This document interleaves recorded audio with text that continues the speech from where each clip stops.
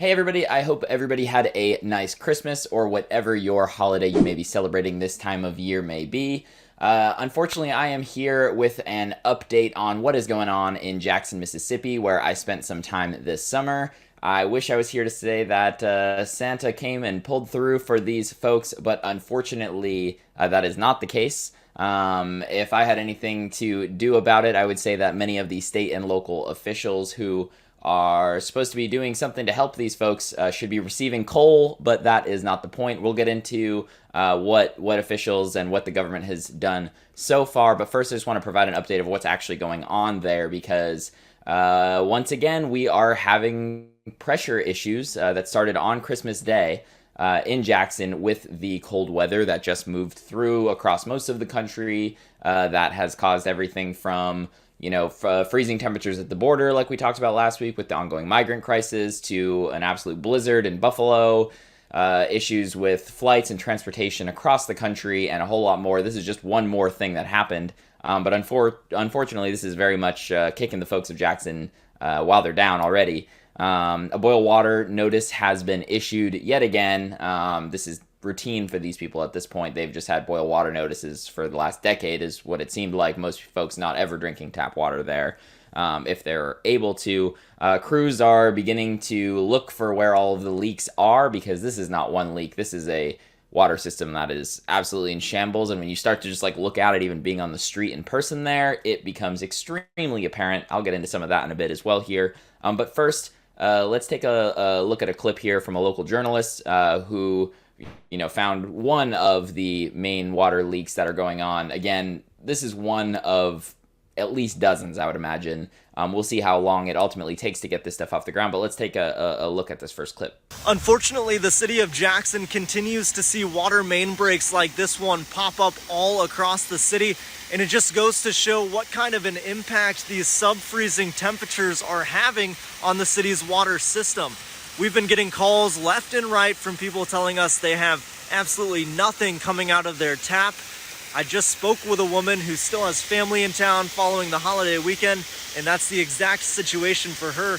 We've even been seeing fluctuating pressure at WLBT just down the street from here. So as I mentioned there, yep, there's one of the leaks right there. And honestly, too, this picture kind of gives you a good look.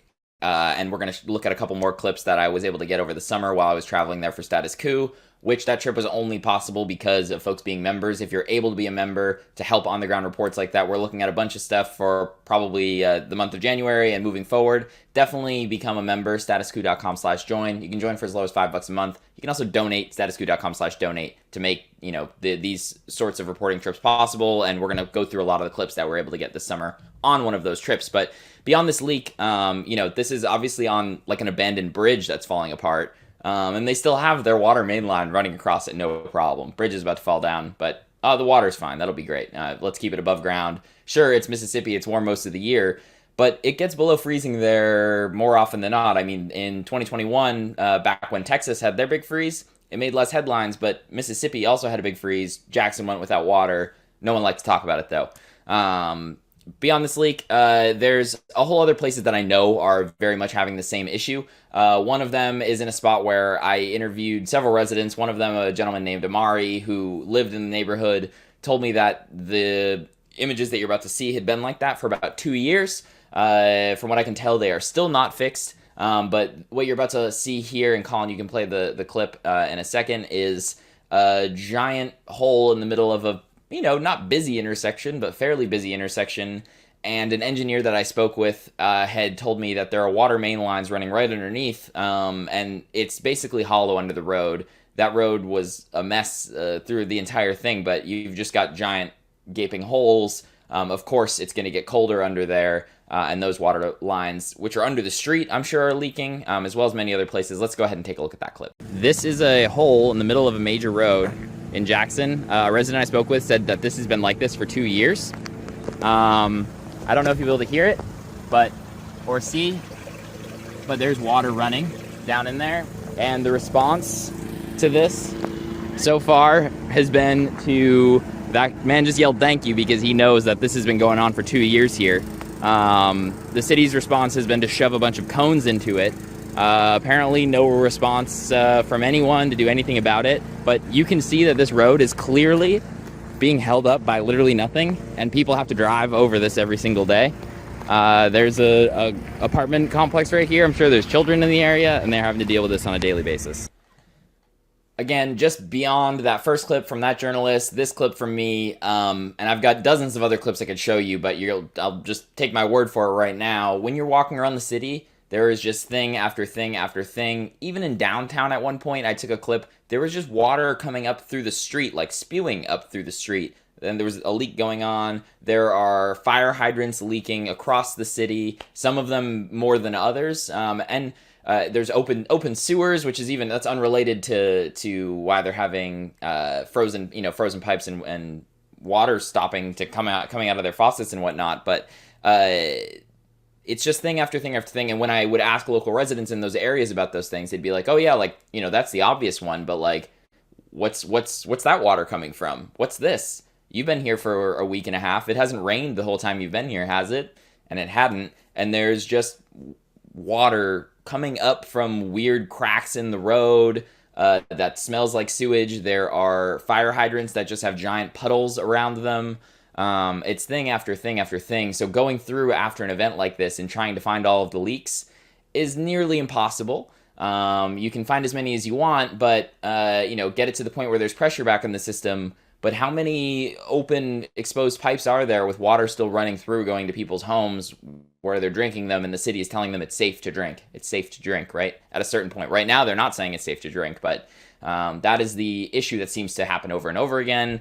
And this cold weather is just another example of it.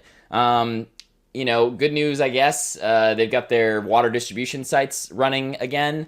I'm sure many of them have been running throughout this whole thing because, again, folks don't trust the state and the city when they tell them that the water is safe to drink anyway. Why would you? I guess trying to look at it glass half full, maybe the water distribution sites will be very well run this time and you won't have massive lines or anything like that. They have been doing it for quite a while. If you're looking for the positive, maybe it's that. But if I had to guess, my guess would be that they're probably, not going to be delivering it to places, which was a big issue we saw this summer. The only reason water was making it to some senior centers was because of volunteer efforts getting them there. One resident of a senior living facility who actually tried to bring water herself from a distribution center to her senior center actually was denied getting more water, which is absolutely insane. We can take a look at this short clip. Then when you're driving around, some people don't have vehicles. So, but I have a truck. I'm able-bodied, and I use this walker. And when you go around to get water, they're only going to give you one case. So you got to drive around again. I'm like, well, why don't you just fill my truck bed up? I live in a senior place. I could be delivering water. But they won't do that. I had so much water because I drove around and around and around.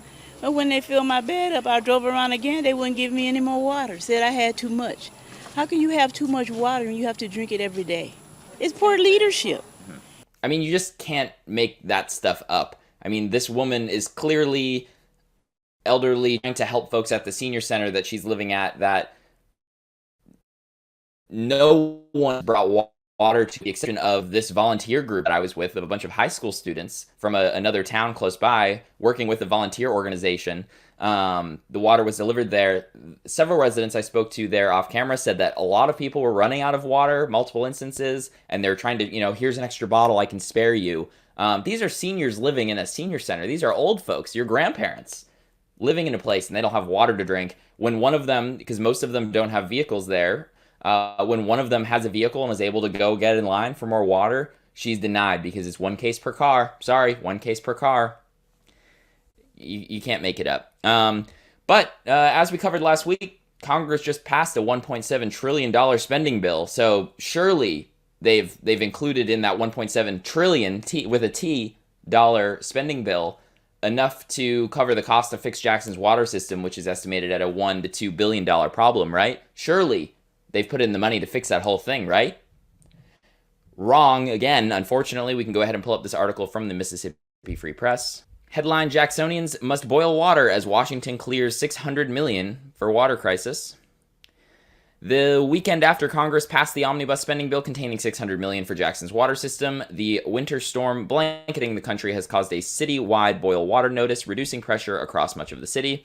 Interim third-party manager Ted Henneflin warned the Mississippi Free Press last week that the distribution system was seriously at risk from a deep freeze. He acknowledged in the interview that while the capital city's water treatment plants have been improved since the beginning of the federal intervention in the system, little could be done to prevent breaks in the beleaguered pipe system on such short notice. I'll scroll down a little here. $600 million for water system. Last Friday, Congress passed a $1.7 trillion government funding bill, which includes $600 million to address the Jackson water crisis. The same day, President Joe Biden signed the bill, delivering a significant federal investment to the Mississippi capital city's water system. I don't even want to read any more of this, to be honest with you, because every estimate that has been done on what it would cost to fix this is between $1 and $2 billion.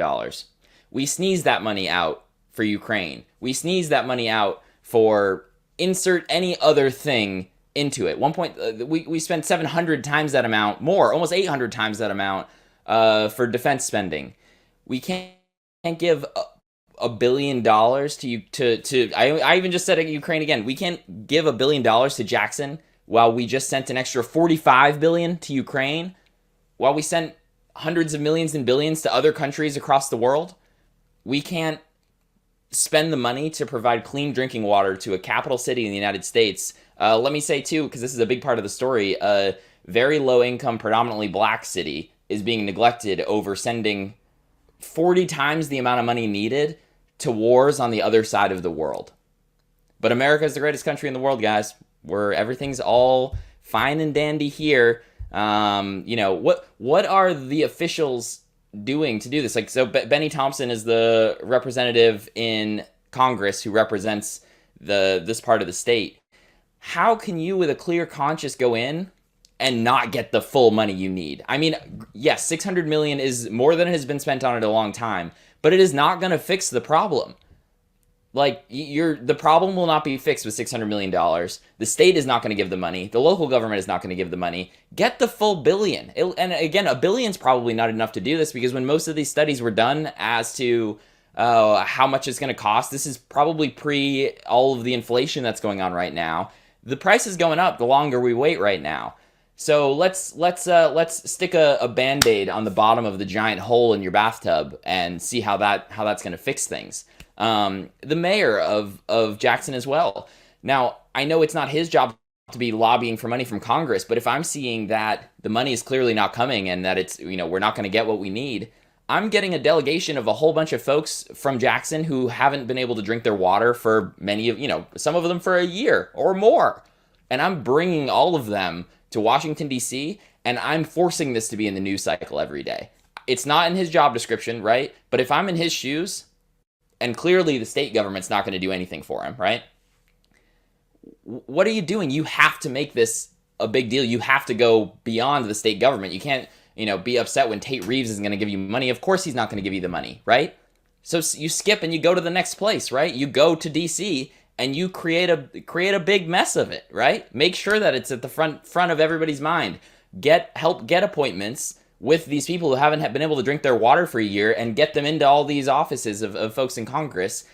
They would have, to add an extra $500 million to that spending bill would have been nothing at all. And we're seeing no fight from the mayor, from their congressional representatives, from their senators. It's insane. Again, we'll sneeze that money out for Ukraine or for anywhere else in the world, but the people of Jackson, once again, left to fend for themselves.